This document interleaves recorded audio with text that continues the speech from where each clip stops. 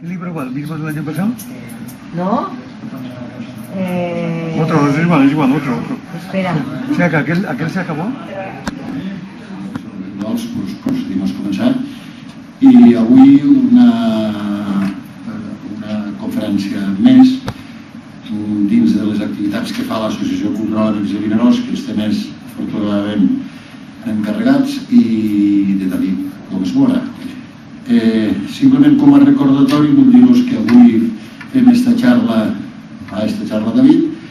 El dissabte presentem una exposició de Xifré, un gran, i a més avui puc dir que és una de les personalitats a Barcelona i inclús a Madrid en disseny gràfic tipus caricatura, tipus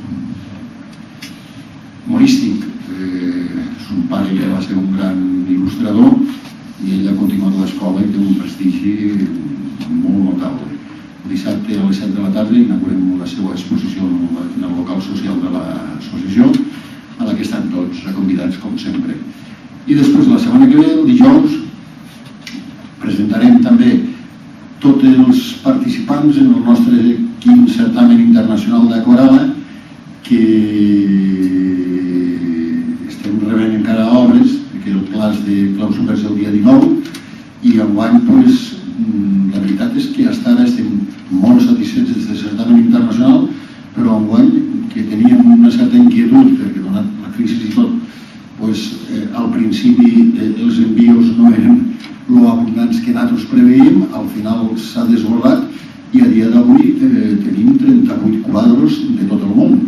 I quan dic de tot el món és de tot el món perquè, naturalment, de tota la península, tenim quadros de Venezuela, tenim quadros de Mèxic, tenim quadros de Cuba, o sigui que és ja realment un certamen internacional conforme es va plantejar el seu dia i a més d'un nivell, tenim quadros de Vinaròs, d'un nivell realment espectacular. L'any passat va guanyar Martí Corena, un aquarel·lista que avui està cotitzadíssim en el mercat espanyol, i enguany tenim quadros com a mínim del mateix nivell des de l'any passat, jo diria que més.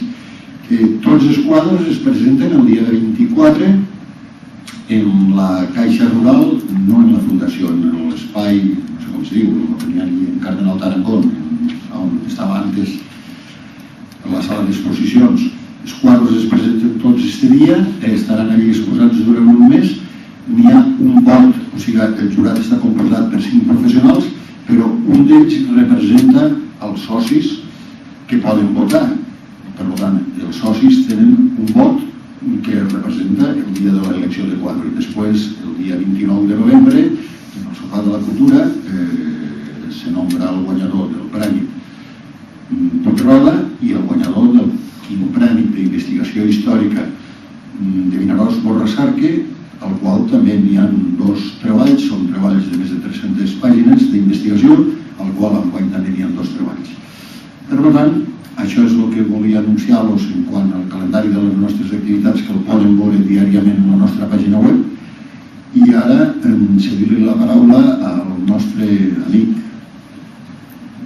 de veritat, David Gómez, que no és que col·labora, és que forma part cardinal de la nostra associació i la seva joventut ens respecteja i pot aportar molt a tota la temàtica de geografia, que és la seva especialitat en la que domina. Se deixa la paraula a David y muchas gracias por venir.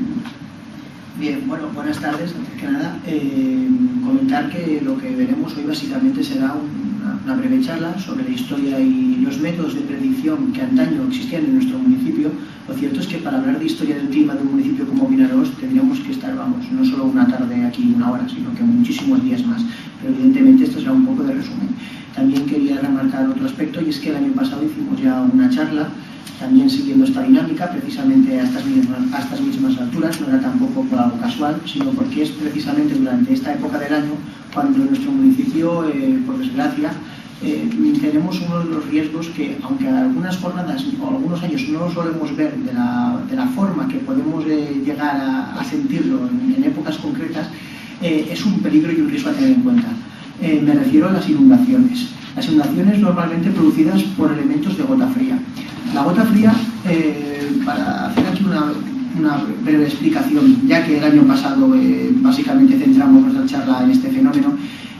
Este año lo cierto es que por lo visto el calendario, a más de uno estará sorprendiendo, que las temperaturas parecen estar un poco más, etc. Por lo que respecta a la historia climática, haciendo una breve introducción, vemos aquí un climograma, lo típico de cualquier municipio de la zona mediterránea, con una escasez de precipitaciones en los meses estivales y concentradas sobre todo entre los meses de septiembre y octubre. Como digo, esto es algo meramente representativo y que sirve al menos para entender un poco lo que es la dinámica climática de nuestro municipio.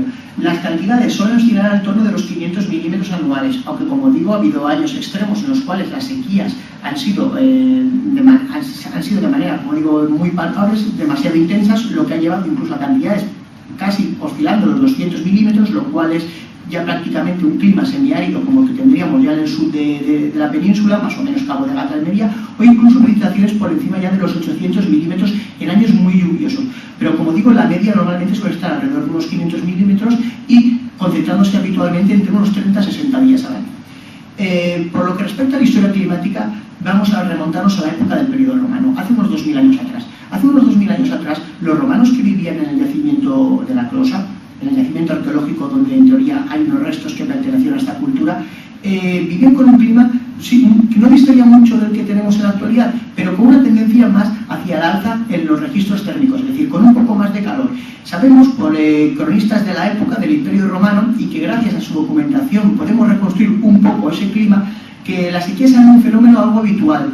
Algo que, como digo, parece que la gente convivía ya con ello. Había muchos años de extremo calor y eso queda registrado en las crónicas. Posteriormente, este periodo pasaría por un intervalo que conoceríamos en climatología, los geógrafos denominamos como periodo frío alto medieval, que justo con la caída del Imperio Romano alrededor del año 400 y pico comienza a notarse como una especie como de descenso de las temperaturas y parece más abundante, se dispara la cantidad de olas de frío que entran por la península en la época sobre todo invernal. Ello evidentemente hace que los registros caigan y el problema que tenemos en este periodo histórico, como todos bien sabemos, estamos hablando de la cultura visigoda, es decir, de una etapa que desde el punto de vista histórico hay muy poca documentación y hay incluso historiadores que hablan de los siglos oscuros de nuestro pasado y por lo tanto no nos llegan tantos registros como los que tenemos años antes o siglos antes durante el dominio romano. Lo que sabemos es que la tendencia era al frío. Posteriormente ya casualmente parece que siempre va relacionado con el dominio de una cultura sobre otro lugar, llegaríamos a la época de la expansión de lo que sería la cultura musulmana en la península ibérica. Este periodo coincide con otro momento, como veremos, tenemos en la cultura romana un momento de altas temperaturas, luego durante lo que sería la fase del dominio visigodo una bajada y de nuevo otro aumento. Este incremento lo denominamos los geógrafos periodo cálido medieval. El periodo cálido medieval es un registro de las temperaturas que parece ser bastante extraordinario, tanto que incluso algunos nos atrevemos a catalogarlo como del momento en el cual en nuestro territorio se registran máximas históricas. También habría que tener en cuenta aquí los procesos de sedimentación que posteriormente se irían dando con el paso de los siglos a medida que los ríos iban bajando tierra y que también ayudarían en parte a explicar esa regresión. Pero evidentemente aquí el calor, ese calor que se vive en aquel momento, es un factor, según las históricas.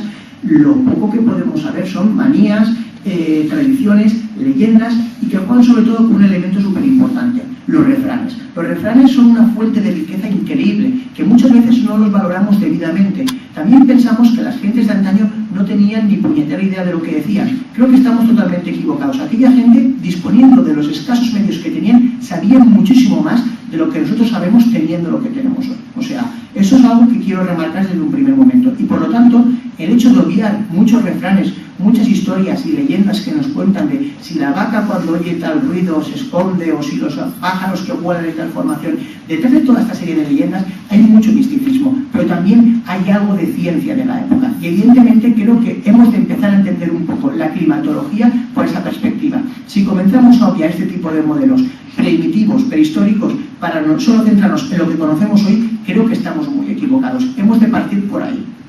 Respecto a la predicción en Vinaroz, vamos a hablar de un riesgo y que es, por decirlo de alguna manera, la bestia negra de nuestra población. Más que nada por nuestra ubicación en un llano. He hablado de las inundaciones. Históricamente las inundaciones, por Rascal, en su crónica del principio del siglo XX, las describe a la perfección. Vemos que antaño, sobre todo, el Sergual era una arteria con un caudal que era prácticamente permanente, lo que hacía que, como vemos en este gráfico, las crecidas podían producirse en cualquier etapa del año, aunque básicamente predominando en los meses de otoño, concretamente entre septiembre, octubre y noviembre. Evidentemente, la probabilidad de desbordamiento se solía producir en estas épocas. ¿Por qué? Básicamente porque la mayoría de precipitaciones que se registran en nuestra cuenca mediterránea se reparten entre esos meses, especialmente en la zona de la cuenca alta y media del Segol, aparte de lo que sería la zona de lluvias autóctonas que englobaría nuestro casco municipal. Pero evidentemente el Segol, cuando se desbordaba, no es por lo que llovía en Pineros, sino por lo que llovía en la zona que había eventos mucho más exagerados que en el área del casco urbano. Tenemos evidentemente el mismo proceso, diferencias de hasta unos 40 o 50 litros por metro cuadrado. Como digo, debido a que en la actualidad estos errores, estos márgenes serían mucho más reducidos respecto a lo que había en aquel entonces.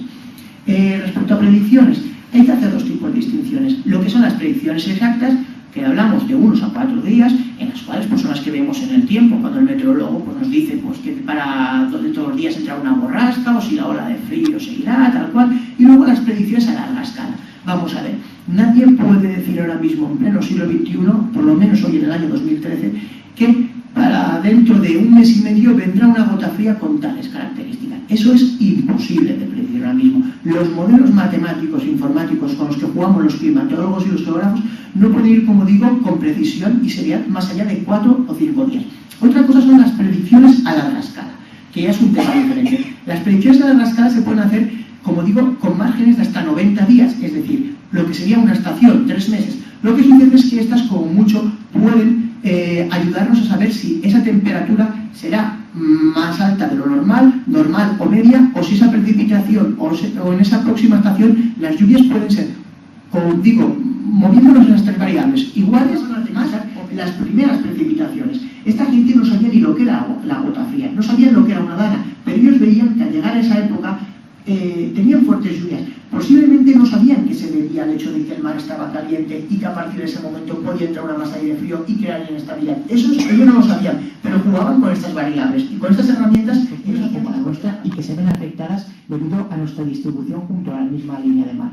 En términos temporales, es bien sabido que son también difíciles de prever, pero sobre todo las gentes que viven en el mar, estas personas de nuestro municipio que están arraigadas a este medio, saben mejor que yo el riesgo que comporta y como digo, la dificultad de poder predecirlas. Yo personalmente, y que tampoco sabemos recordarlos a lo largo de nuestra vida, porque puede darse uno cada 3 años, que aunque parezca mucho tiempo, para nosotros cuando llevamos ya 20 o 30 años, a veces, salvo que nos resulte familiar por algo, los olvidamos por completo, y luego ya grandes temporales. ¿Qué distinguiríamos de la naturaleza en la que nos toma a nosotros? Nada, muchas gracias a todos los que habéis acudido aquí, y si alguien tiene alguna pregunta, pues amablemente la responderé. Muchas gracias.